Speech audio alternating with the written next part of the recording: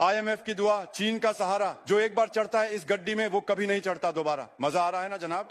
तू एक बात बता तो कटोरा शरीफ, तेरे नाम में शरीफ लगा हुआ है, पर तू हर वक्त तशरीफ खुजाने वाला काम क्यों करता है बे?